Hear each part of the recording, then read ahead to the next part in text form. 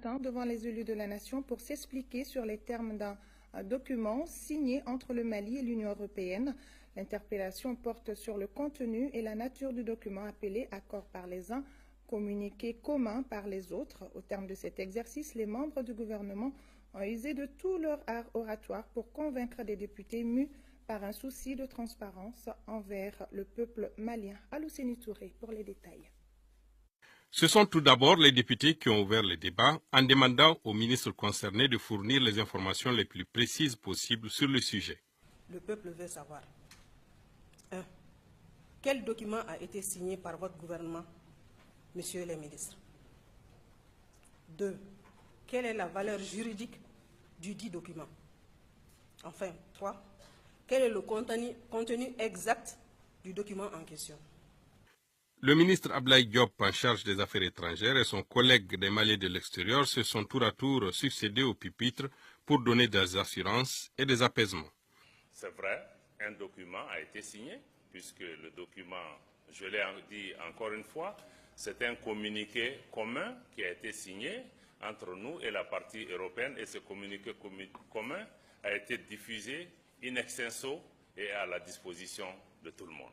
Le communiqué commun est un document qui n'a pas la valeur juridique d'un accord, un accord établissant des obligations entre deux entités de droit international. Les accords de réadmission font partie des catégories d'accords fixées par notre Constitution en son article 115, qui dit de façon très nette que tous les accords touchant à l'état de la personne doivent être ratifiés par l'Assemblée nationale.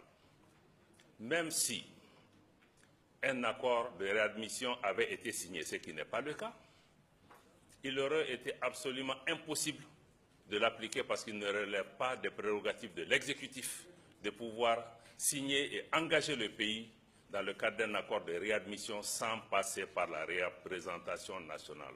C'est une question d'extrême sensibilité, Monsieur le Président de l'Assemblée nationale. Pourquoi? Parce qu'il y a plus de 4 millions à l'étranger. Pourquoi? Parce que le Mali est central. Il n'y a aucun pays de l'Afrique de l'Ouest qui compte autant de ses concitoyens à l'extérieur que le Mali. C'est important. Monsieur le Président de l'Assemblée nationale, chaque famille malienne a un lien avec l'extérieur. Chacun de nous a une attache avec quelqu'un à l'extérieur. Voilà l'extrême sensibilité de la question. Et je dirais plus, Monsieur le Président de l'Assemblée nationale, que l'apanage de la migration n'est pas d'une seule communauté ethnique. Toutes les communautés ethniques du Mali sont des voyageurs. Comme pour porter l'estocade, Maître Muntagatal, en sa qualité de porte-parole du gouvernement, a apporté les compléments qui s'imposent. C'est une vraie question parce que le Mali doit une protection à chacun de ses enfants. Ceux qui sont à l'intérieur comme ceux qui sont à l'extérieur, et c'est ce que le gouvernement fait. Mais nos compatriotes qui sont à l'extérieur aussi contribuent très fortement au développement de leur famille, de leur contrée, notre pays. Il a été dit ici que leur contribution est supérieure annuellement à l'aide publique au développement que nous recevons. Vous avez observé tous que jamais le président de la République ne va dans un pays sans rencontrer la communauté malienne, pour échanger avec la communauté malienne sur l'ensemble des préoccupations nationales, sur leurs préoccupations dans les pays d'accueil. Tout cela fait que ce débat, cette question est une vraie préoccupation, un vrai problème. Mais à côté, Monsieur le Président, nous sommes dans un faux débat.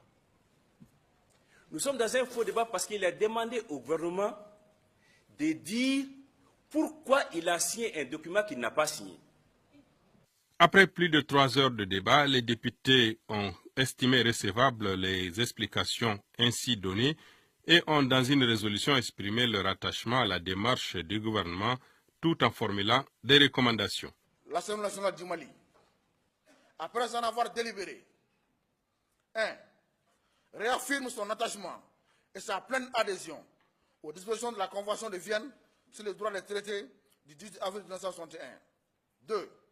Rappelle que le Mali et l'Union européenne sont et restent des partenaires dont les intérêts sont au-dessus de ceux des individus, quels qu'ils soient. 3. Invite le gouvernement du Mali à poursuivre la défense et la protection en tout lieu et en toutes circonstances des intérêts des migrants maliens. L'opposition a réservé quant à elle son intervention pour la séance de demain relative à une motion de censure sur le même sujet.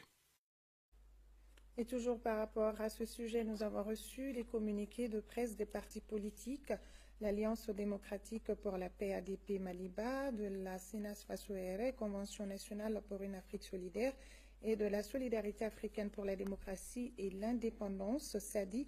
Tous demandent au gouvernement de clarifier les termes du communiqué conjoint Mali-Union européenne sur les migrants. Ils invitent le gouvernement à plus de fermeté dans la défense des intérêts des Maliens de la diaspora.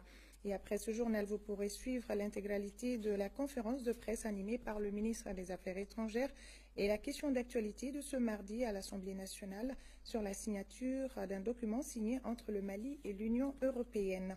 Le président de l'Assemblée nationale informe les